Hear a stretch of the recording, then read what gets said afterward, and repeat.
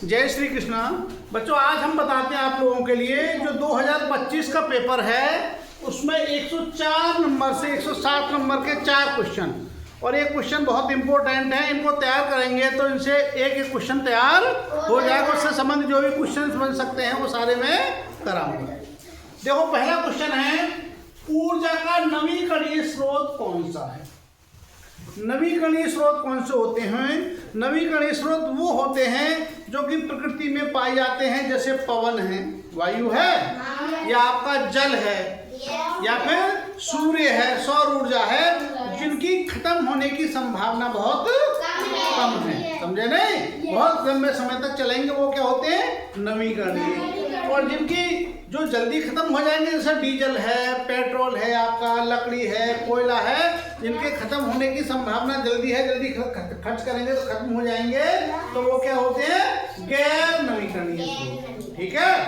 तो अब इसमें प्रश्न पूछा है उसने, तो ऊर्जा का नवीकरणीय स्रोत कौन सा है? लकड़ी होगी?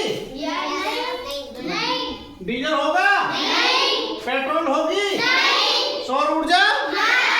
सौर ऊर्जा क्या होगी आपकी? नवीकरणीय स्रोत होगा। सौर ऊर्जा की जगह आपका जल ऊर्जा होता, जल कह देता, या पवन ऊर्जा होता, तो भी क्या होती है? नवीकरणीय स्रोत सही होता। अगला क्वेश्चन देखिएगा आप। अगला क्वेश्चन है आपका, रासायनिक ऊर्जा से विद्युत ऊर्जा में रूपांतरण करने वाली युक्ति कौन सी है? रासायनिक ऊर्जा से विद्युत ऊर्जा में रूपांतर करने वाली युक्ति कौन सी है? सबसे पहला है हमारा विद्युत मोटर। विद्युत मोटर क्या करता है? किसमें किसको परिवर्तित करता है बताइएगा?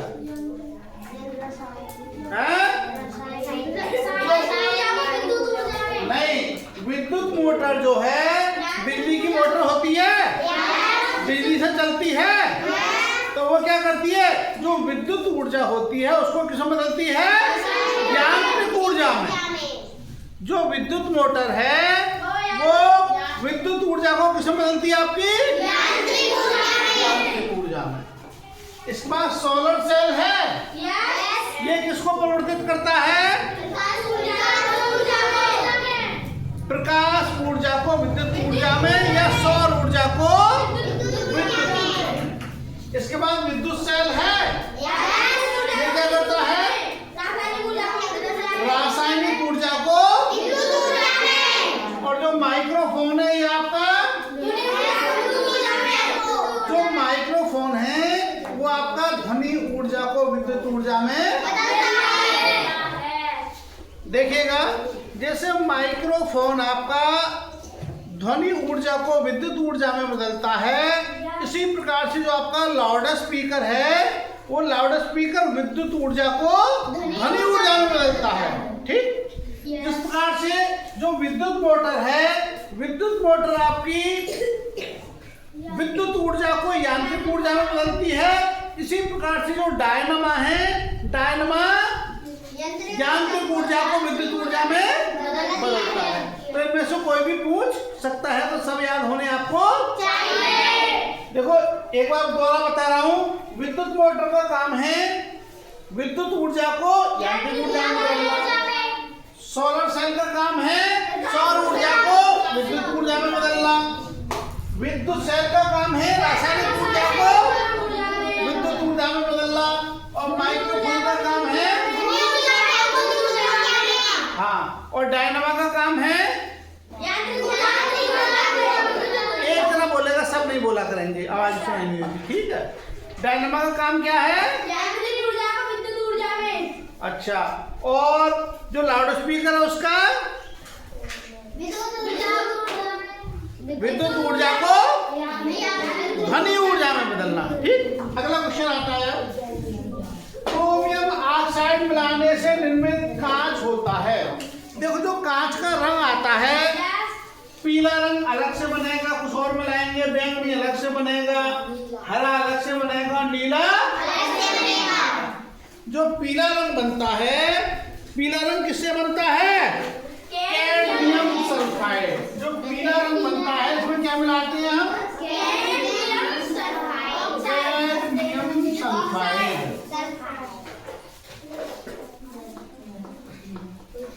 कैडमियम सल्फाइड से कैसा बनता है हमारा? पीला रंग बनता है। और जो हमारा बैंगनी रंग है वो निकेल सल्फाइड से बनता है। किससे? Nickel sulphide.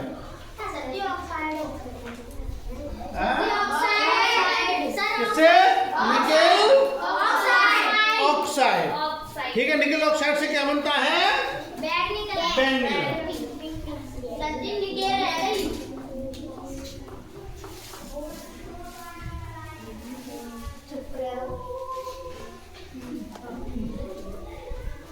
ठीक। और जो हरा रंग बनता है वो किससे बनता है बताइएगा? क्रोमियम ऑक्साइड है। Chromium oxide.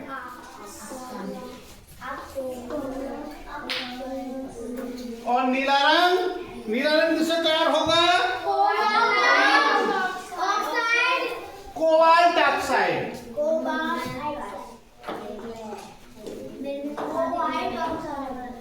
Cobalt oxide. देखो यदि ये चारों याद हो जाएंगे तुम्हें तो कोई सा भी क्वेश्चन आए आपको कहीं ना कहीं से उत्तर बता दोगे। कोई सा नहीं होगा तो वो हो जाएगा। अब देखो पीला रंग क्रोमियम ऑक्साइड मिलाने से कौन सा निर्मित कांच होता है? हरा वाला। कैसा? हरा। और यदि हम उसमें कैडमियम सल्फाइड मिलाएंगे तो पीला बन जाएगा। निकेल ऑक्साइड मिलाएंगे तो बैंगनी बनेगा। कोबाल्ट ऑक्साइड मिलाएंगे तो इस प्रकार से कांच के रंग से हम ये क्वेश्चन आज निकाल सकते हैं। ये हमारा 2025 में क्वेश्चन आया है कि क्रोमियम ऑक्साइड मिलाने से कांच का कौन सा रंग निर्मित होता है। तो 4 पता होगा, इनमें से कोई ना कोई आपको मिल जाएगा। अगला क्वेश्चन है पदार्थों में अणुओं के बीच लगने वाले आकर्षण बल का सही क्रम है। पदार्थ की 3 अवस्थाएं होती हैं। कितनी अवस्था होती है? कौन कौन सी? ठोस, द्रव और गैस। 3 अवस्था हो गया पदार्थ। देखिएगा, और पदार्थ की 3 अवस्थाएं हैं। बात नहीं, पहला ठोस और द्रव और गैस।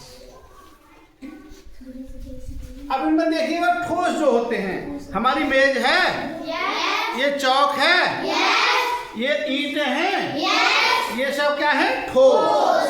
तो ठोस का क्या होता है? आकार और आयतन निश्चित होता है। ईंट है हमारी, चौक है तो ऐसे ही रहेगा, वजन भी इसका इतना ही रहेगा, इतने स्तंभ घेरेगा। ठीक है, आकार और आयतन दोनों निश्चित होगा। जैसे मेज है तुम्हारी, ईंट है, कोई भी चीज जो ठोस होगी उसका आकार और आयतन कैसा होगा? निश्चित। जो द्रव होता है, द्रव का आयतन तो निश्चित होगा। हमने 1 लीटर पानी ले लिया, लीजिएगा 1 लीटर पानी ले लिया, यदि हम उसे लीटर में रखेंगे तो लीटर जैसा हो जाएगा। जग में कर दे और थाली में कर दे तो, और पानी कितना रहेगा? 1 लीटर रहेगा। समझे नहीं? हम थाली में करेंगे तब भी 1 लीटर रहेगा, जग में करेंगे तो भी 1 लीटर रहेगा, लोटा में करेंगे तो भी 1 लीटर रहेगा। ठीक है, तो उसका आयतन तो निश्चित रहेगा द्रव में, लेकिन उसका आकार परिवर्तित हो जाएगा, आकार बदल जाएगा। और लेकिन गैस होती है, गैस का ना आकार निश्चित होता है ना आयतन निश्चित होता है। अभी तुम्हारी गैस लीक हो जाए खाना बनाने की तरह तो तुरंत समय पूरे में बदबू फैल जाती है ना। कमरे में खुल गई तो पूरे कमरे में फैल जाएगी वो। तो ना उसका आकार निश्चित होता है ना ही आयतन निश्चित होता है। दूसरी एक चीज है, जो ठोस होता है उसके अणु बहुत पास पास होते हैं। कैसे होते हैं?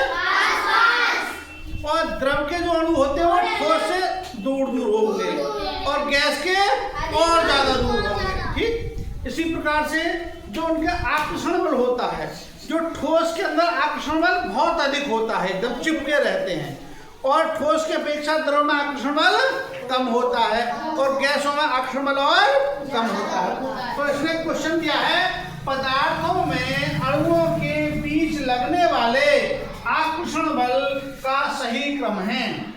देखो ठोस और इसका चिन्ह का मतलब क्या है? गैस का। देखो हो गया, तो गलत हो गया हमारा। दूसरा देखो, इसमें आकर्षण बल अधिक है ठोस में द्रव से, और द्रव में अधिक है गैस से।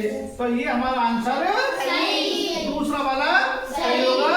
क्या ठोस में आकर्षण बल अधिक है, ठोस से कम द्रव में है, द्रव से कम गैस में है। तो इस प्रकार से हो गया। ठीक है, तो इन क्वेश्चंस को तैयार करेंगे सभी, और इनमें से कोई ना कोई क्वेश्चंस सबका पूरा देखोगे। देखो इसमें से ये क्वेश्चन आता है, यहाँ सौर ऊर्जा दे दी उसने, सौर की जगह यहाँ पवन ऊर्जा दे सकता है, या फिर क्या दे सकता है? पवन की जगह और कुछ दे सकता है, दे नहीं, ये दे सकता है। इसी प्रकार से इनमें से इसमें पूछे उसने रासायनिक ऊर्जा, तो विद्युत मोटर भी दे सकता है, और सोलर सेल कोई भी पूछ सकता है, या डायनो पूछ सकता है, या लाउड स्पीकर मैंने क्या बताया था? विद्युत ऊर्जा को ऊर्जा में, और माइक्रोफोन जो है ध्वनि ऊर्जा को विद्युत ऊर्जा में परिवर्तित करता है, और लाउड स्पीकर विद्युत ऊर्जा को ध्वनि ऊर्जा में परिवर्तित करता है। ठीक है, तो इन सबको तैयार करेंगे, और जो भी विद्यार्थी देख रहे हैं वो सब इसको और अपने साथियों के लिए भेजेंगे, और टीचरों से भी अनुरोध है कि जो भी बच्चे एनएमएस की तैयारी कर रहे हैं उन बच्चों तक इस वीडियो को पहुंचाएं। जय श्री कृष्ण।